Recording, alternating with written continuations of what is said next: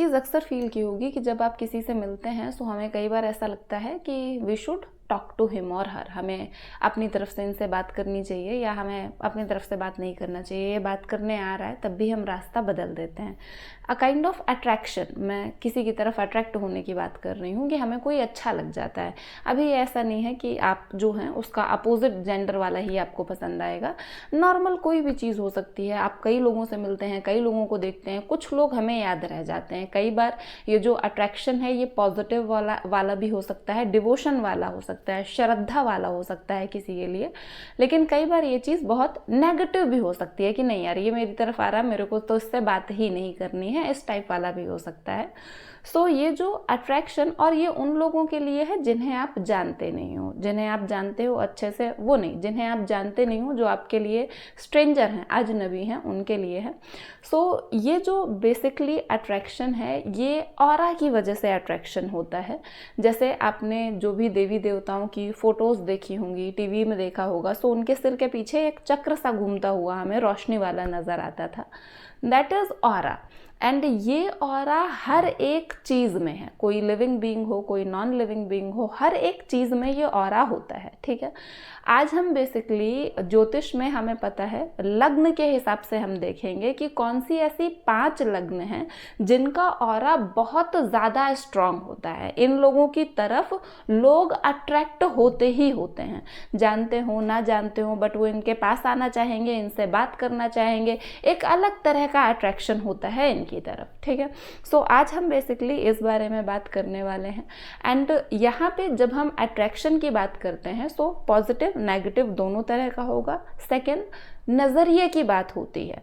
अगर आप मान लीजिए पूरी तरह से आप वेजिटेरियन हैं और आप कोई मछली देखते हैं एक्वेरियम में, आप कहते हैं बहुत अच्छी मछली है, बहुत सुंदर है, बट वहीं आप अगर नॉन वेजिटेरियन हैं आप भी कहते हैं बहुत अच्छी मछली है and I should eat it, शाम का खाना यही हो जाना चाहिए। सो यहाँ पे थोड़ा सा डिफरेंस आ जाता है, बट वो मछली में ऑरा ऐसा है कि आप दोनों को अट्रैक्ट किया। अब आप उस चीज़ को कैसे देख रहे हैं ये आपकी बात है, आपका नज़रिया है, राइट।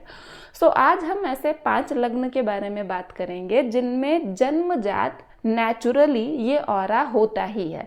मैंने वर्ड यूज़ किया नेचुरली। नेचुरली वर्ड मैंने इसलिए यूज़ किया क्योंकि कई लोग होते हैं जो इतनी मेहनत करते हैं, इतनी साधना करते हैं एक अपनी लाइफ में, आप कह सकते हो कि वो ये ऑरा डेवलप कर लेते हैं। वैसे तो ऑरा हर एक में है। अभी जो लोग अट्रैक्ट नहीं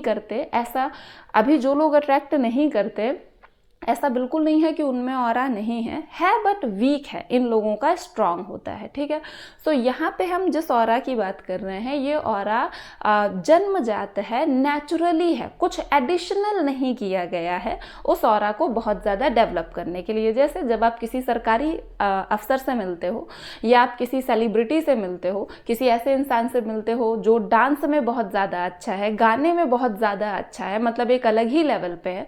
सो इन लोगों ने अपने आप को एक उस लेवल पे पहुंचाया है उतनी मेहनत करके, सो इनमें वो ऑरा दिखेगा एंड ये ऑरा इनका खुद का बनाया हुआ है। हम जो आज बात कर रहे हैं वो पूरी तरह से नेचुरल जो ऑरा होता है उसके बारे में बात कर रहे हैं, राइट। सो आपको क्या करना है, सबसे पहले अपनी जन्म कुंडली खोलनी है and let me clear you, आज जो हम बात कर रहे हैं वो लग्न को लेकर बात कर रहे हैं। ठीक है, जन्म कुंडली में 12 हमारे पास हाउसेज होते हैं। जो फर्स्ट हाउस होता है काल पुरुष की जन्म कुंडली में, जो फर्स्ट सेंटर का देखिए मैंने स्क्रीन में शेयर कर दिया है, ये होती है आपकी लग्न। ठीक है, अब आप अपनी जन्म कुंडली में देखेंगे कहीं ना कहीं पे चंद्रमा लिखा होगा। चंद्रमा जहां पर भी लिखा होगा वहां पे जो नंबर लिखा होगा वो होगी आपकी राशि।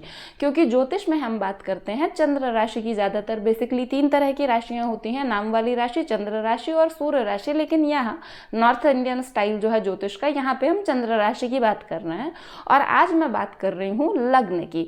फॉर एग्जाम्पल देखिए मैंने एक यहाँ पे सैंपल ले लिया है, ये 11 नंबर से शुरू हो रही है। सो लग्न क्या हुई यहाँ पर, कुंभ। ठीक है, अब देखिए इसमें चंद्रमा लिखा हुआ है 12th नंबर के पास, जो दूसरा घर है, ये दूसरा भाव है और यहाँ पे नंबर 12 लिखा हुआ है। दैट मीन्स दूसरा भाव मीन राशि और यहीं पर चंद्रमा है।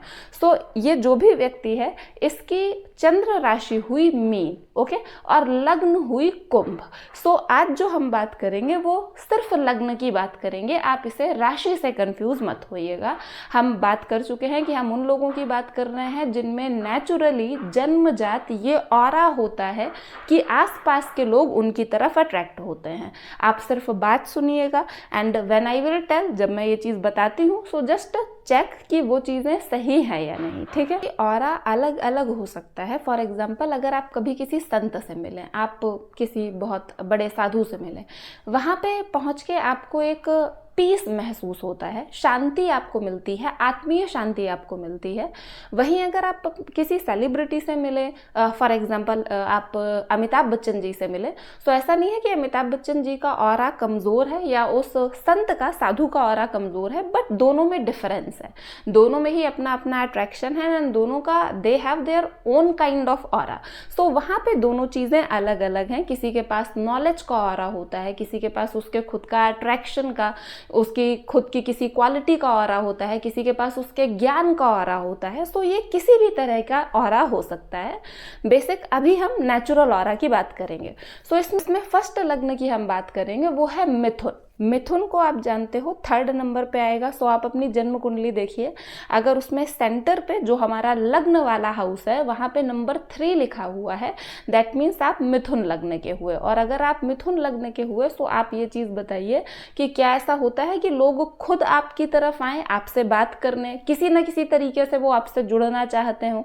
सो ये एक मिथुन लग्न वालों का अट्रैक्शन है, एक ऑरा है, एंड इनका जो ऑरा है वो अट्रैक्शन वाला ही है। लोग इनसे कनेक्ट करना चाहते हैं, कम्युनिकेट करना चाहते हैं। इनका जो एक खुद में रहने वाला ऑरा है, खुद में खुश रहने वाला ऑरा है, वो एक ऑरा है जो बाकी लोगों को अपनी तरफ खींचता है, राइट। दूसरी लग्न है कर्क लग्न। सो कर्क लग्न का जो ऑरा होता है ये शांत चित्त वाला ऑरा होता है। हम जानते हैं कर्क के बारे में हम पहले भी बात कर चुके हैं कि ये लोग बहुत ज़्यादा इमोशनल होते हैं, बहुत ज़्यादा काइंड हार्टेड होते हैं, सिंपथी इनमें बहुत ज़्यादा होती है। सो जो इनका ये ऑरा है जो इनकी तरफ दूसरों को अट्रैक्ट कर रहा है, वो इनकी सरलता का ऑरा है। वो ये लोग इतने दयालु हैं, इस चीज़ का ऑरा है, इनके काइंड हार्टेड होने का ऑरा है, जो आसपास वाले लोगों को इनकी तरफ अट्रैक्ट करता है। ये एकदम शांत होते हैं, दूसरे के दुख को अपना ही दुख समझते हैं। इस तरह की क्वालिटीज होती हैं इनमें कि आसपास वाले लोग इनसे कनेक्ट करना चाहते हैं, इनकी तरफ हमेशा अट्रैक्ट होते हैं। एंड जो भी कर्क लग्न वाले इंसान होंगे वो इस बात को जरूर महसूस करते होंगे। ऑरा है वो है तुला लग्न का ऑरा। सो तुला लग्न हमें पता है, अगर आपकी जन्म कुंडली 7th नंबर से शुरू हो रही है, तुला लग्न के हुए आप, लिब्रा। एंड हमें पता है जो तुला लग्न का ऑरा है ये सिंपली नॉलेज वाला ऑरा है। इन लोगों ने इतनी ज़्यादा नॉलेज कलेक्ट की है, इन्हें दुनियादारी की, सोचने समझने की, हर एक चीज़ की इतनी ज़्यादा समझ है कि ये जानते हैं चीज़ें कैसे डील करनी है।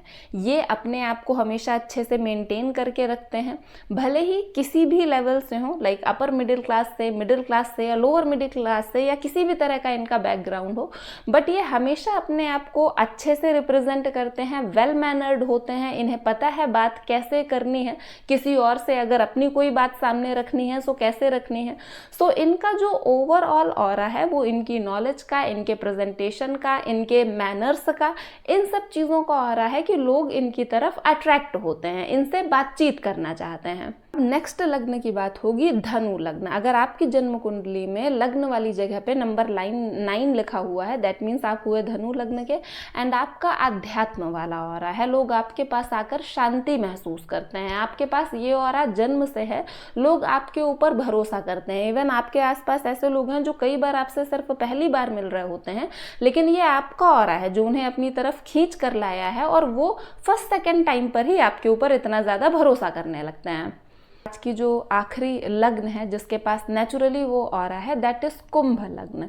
कुंभ लग्न वाले लोगों के पास शांति वाला ऑरा होता है, ज्ञान वाला ऑरा होता है। ये लोग अपने आप में ही इतना ज़्यादा रहते हैं, हमेशा किसी ना किसी चीज़ को सोचने में, कहीं रिसर्च में, इन सारी चीज़ों में इतना ज़्यादा लगे हुए होते हैं कि वो ऑरा इनके पास होता है। आप अगर इनके पास जाओगे, बैठोगे, बातचीत करोगे, या कहीं ना कहीं आपको शांति मिलेगी। अगर आप खुद किसी परेशानी से परेशान हो, आप इनसे शेयर करो, वो चीज़ आपको कहीं ना कहीं शांति फील करवाएगी। उसके बाद देखिए, जो बाकी लग्न है जिनका यहाँ पे अभी तक नाम नहीं लिया गया, ऐसा नहीं है कि उनमें ऑरा नहीं होता, होता है, थोड़ा वीक होता है, कुछ में ऑरा जागृत करना होता है। एंड जागृत करने का सबसे जो सही चीज़ है वो ये है कि कोई आपको अलग से पूजा पाठ या साधना, मतलब ऐसे पूजा पाठ वाली कोई साधना नहीं करनी। आप सिंपली जो काम कर रहे हैं, आपको उस काम में एक्सेल कर लेना है। अगर आप डांस करते हैं, गाना गाते हैं, पढ़ाई कर रहे हैं, ज्ञान कुछ सीख रहे हैं कहीं से कैसा भी, तो आप जो भी चीज़ कर रहे हैं उसमें आप अपने आप को एक्सेल करने की कोशिश करें, and that will make your aura stronger. वो आपका ऑरा बहुत ज़्यादा स्ट्रॉन्ग कर देगा।